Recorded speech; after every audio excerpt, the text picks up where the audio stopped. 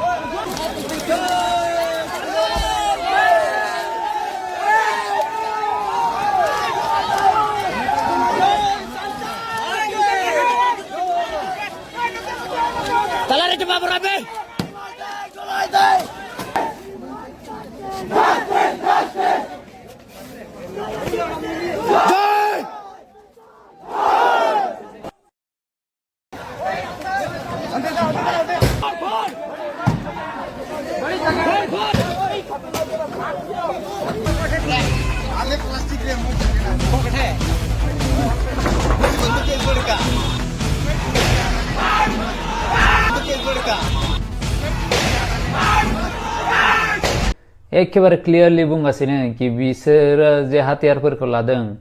बिफोरखौ मोजांनि थाखायसो लादोंमोन मानोना पुलिसफोरा बिखौ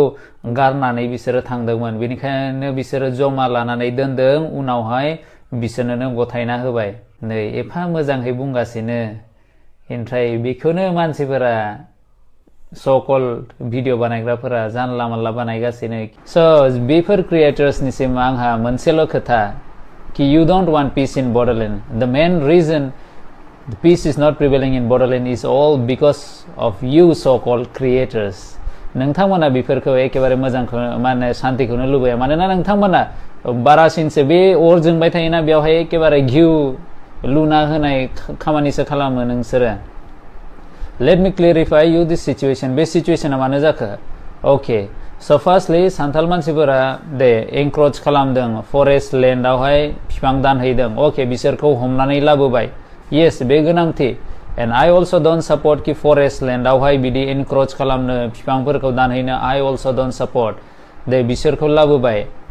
so आइजोफोराथ' फैखागोन आइजोफोरा उनाव फैबाय हा मानि थाखाय लाबोदों लाबोआखै बिसोरो फैबाय बे माबा फरेस्ट अफिसाव किन्तु बे आइजोफोरजों हा बदसलुत व्यवहार खालामदों ओमफ्राय मा खालामदों आइजोफोरखौबो बुदों ओमफ्राय प्राइभेट पार्ट्सआवबो बुदों दांहैदों जाहैदों so in this case सोरथो बिदिखौ सहायनो हानो दे बे हौवा मानसिफोरा दाय खालामदोंथ' आइननि मथे बिसोरखौ साजा हो हा बिसोरखौ साजा होनांगौ किन्तु आइजोफोरखौ जे बिदि बुनाय बिदि प्राइभेट पार्ट्सआव दांनाय बुनाय बिदि खालामबालाय सोरथो रागा जोङा देलाय बुंलाय हा दायो नै बेवहाय डिफेन्ड खालामनो गोबां फैनो हागौ अबावथो जोंलाय माबादों बोरो प्रुफआलाय बोरो आइजोफोरखौ बुनायनिलाय बोरैथो प्रुफ होनो हानो हा हाउ विल वी प्रुफ बोरैथो प्रुफ होनो हा बेवहाय भिडिअ थिखांनो मोनो नामा सिङाव बुबाय खनसे बास गैला दा नै I want to say it clearly that we are Santals जोङो Santals जोंखौ Santals मानो होनो मिथिबायना मानो why we are Santals because we are Sant people we are peace loving community जोङो सान्तिखौसो नागिरो जोङो दुंहाव थासारि खालामनो जोंहा गोसो गैया रायजोफोर बिनिखायनो जोंखौ Santals होननानै बुङो बेनिखायनो आङो रायजो राजा नोंथांमोननियाव खावलायो आरो जायफोरा भिडिअस बानायो आङो खावलायो कि नोंथांमोना बिदि पस्ट दा खालामसै आरो रायजो राजा नोंथांमोना बे भिडिअसफोरखौ नायनानै नोंथांमोना रागा दा जोंथोंसै आरो गावखौनो रोङि मानसिफोरनि बायदि बिदि गावखौनो खोंगो दा खालामसै आरो नै आंबो एगेन्स्ट बे जुदि एनक्रोच खालामदोंबा बिफां लाइफांफोरखौ जुदि दानहैदोंबा I also don't like it and we as a Santal community जोंबो सापर्ट खालामा मानोथो हाजो सेरावल' थांबाय थायो जुदि दानदोंबा जुदि बिदि दानदोंबा बिसोरखौ हमनांगौ आयेननि मते साजा होनांगौ मानोथो मा गामियाव थायालासेनो मानोथो आरो हाग्रालाय थांनांगौ मानोथो बिफां लाइफांफोरखौलाय दाननांगौ जुदि बिसोरो बिदि भुल मावदोंबा आयेननि मते साजा होनांगौ नाथाय बिदि जे आइजोफोरखौ बिदि जे अयथासार खालामनाय बिखौलाय सोरथो सहायनो हानो नोंथांमोननि फेमिलियाव नोंथांमोननि आइजों बिमाजों बिब'जों बिनानावजों जुदि जायोब्ला नोंथांमोनालाय मा बिदिनो नायगौमोन बिदिनो सिरि थागौमोन नोंथांमोनाबो सिरि थानाय नङामोन ओमफ्राय बे नङा कि आइजोजों बिदि जादों ओमफ्राय डाइरेक्ट फैनानै एटेक खालामफैदों सान्थाल मानसिफोरा बिदि नङा फैनानै एन्सार बिफैदों what was the reason मानोथो बिदि खालामनांगौ कुनु रेसपन्स गैयैखायसो बिसोरो बिदि एटेक खालामफैदों नङाबा बिदि खालामा you know us नोंथांमोना सान्थाल मानसिफोरखौ नोंथांमोना मिथिखायो जोङो बोरै जोङो एफा बिदि रागा खरा मानसि नङा जोङो हाम्बल मानसि नाथाय जेब्ला इनजास्टिस जायो जोङो सहायनो हाया थ' बेनिखायनो बेफोर ओरैनो जानला मानला बिदि दुंहाव थासारि जानायाव आरो बे क्रिएटर्सफोरा आरो बांसिनसो बांसिन जानला मानला भिडिअ बानायगासिनो आरो लिरगासिनो माइग्रेन्ट्स फ्रम झारखन्ड बिदि माओइस्ट माबा माबि नाक्सालाइट्स माबा माबि लिरगासिनो मानो एफा जाम्बा लिरोब्रा नोंसोरलाय मा माइग्रेन्ट्स फ्रम झारखन्ड बेलाय जोङो एफा बोसोरनिफ्राय बेवहाय दं ओमफ्राय बुंगासिनो माइग्रेन्ट्स सोरथो बे हायावलाय जोनोम मोनदों बे हानिफ्रायनो उजिनाय नामा बे हानिफ्रायनो उजिदों नामा बेयावनो गोदो जेब्ला संसारा जादों बेयावनो थादोंमोन नामा गासैबो everyone has migrated from different parts of the world बे हायाव उजिनाय रावबो गैया बिफां लाइफांनि बायदि मानसियालाय बिनि रावबो बे हानिफ्राय रावबो जोनोम मोनाखै रायजो राजा नोंथांमोनाबो मिथिगौ दे बेनिखायनो बिदि लिरनाया गाज्रि थ' I don't support all this so बेनिखायनो जोङो मोजाङै थानो जोङो सोलोंनांगौब्रा मानोथो आरो दा एफा जुदि फरायनानैबो एफा फरायनानैबो जुदि समाजाव शान्तिफोरखौ लाबोनो रोङाब्ला then you are not less than you are no less than an illiterate person. मिथिबायना तो if you have studied नोंथांमोना जुदि फरायदोंबा एजुकेशन लादोंबा एसे भेलु एजुकेशनखौ मोनाखैदां तो बेनिखायनो you need to see on it दे बेनिखायनो we need to work together to bring peace in Bodoland रायजो राजा नोंथांमोन जोङो लोगोसे खामानि मावनांगौ जाहाथे बड'लेण्डआव शान्ति फैयो शान्तिया बोरै फैगोन जुदि जोंनि हारिनि एगेन्स्टआव इनजास्टिस जादोंबा बयबो जोङो गसंनांगोन जस्टिस जादों होननानै सोरनिबा जातिजों एगेन्स्ट अपोजिट माने इनजास्टिस जादोंबा जों बयबो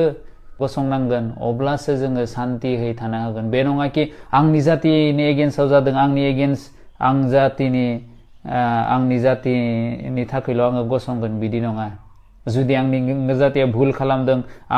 आंनि जातिनि भुलखौ आङो देखाया बिदि नङा जुदि भुल खालामदोंबा भुल खालामदों we should accept it दे अब्लासो जोङो बे बड'लेण्डखौ peaceful बड'लेण्ड जोङो बानायनो हागोन रायजो राजा नोंथांमोन I request each and every one of you let's make this Bodoland a peaceful one and जोङो लोगोसे बेखौ peaceful बानायनो हागोन तो नोंथांमोना मा सानो अन्नानै कमेन्टआव लिरहर